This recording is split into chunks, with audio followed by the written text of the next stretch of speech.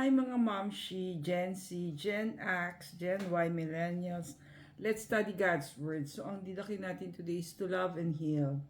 Yung Bible verse niya is from Matthew 8 verse 7. I will come and cure him. So the one who wrote today's story is si Brother Bo Sanchez, the founder of the LOG, Life of Jesus. So ang kwento ni Brother Bo today is about Belen. The Belen during Christmas, diba? Mama Mary, Saint Joseph, si Baby Jesus in the manger with the animals around, no? Sabi niya, yung wife niya has a lot of this Belen collection. So during Advent, I see Belen everywhere in my house. So by the way, sabi niya, our house is tiny, so it only gets really tiny Belens, the size of Lego people, one each cute figures.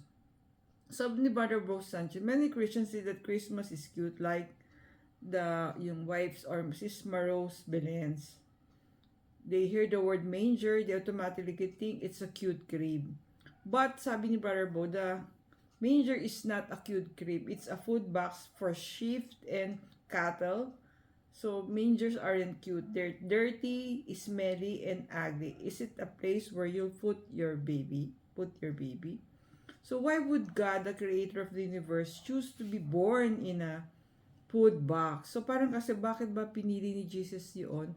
He would like to make us feel na He wants to love us where we are. He wants to come and heal us from the ugliest, darkest, dirty place in your life. So parang, friend, is your life in a mess right now? Are you in darkness? Remember that God became man on Christmas Day because He wants to be with you in the manger of life. So, believe in His power to heal. Believe in His heart of love. So, friend, parang Brother Bo is telling us that si Lord, hindi niya pinili yung mga expensive or margarbong places. He chose to be born in a manger na parang sabi nga ni Brother Bo, ugliest, darkest, dirtiest place. But He chose that para hindi ma-feel natin na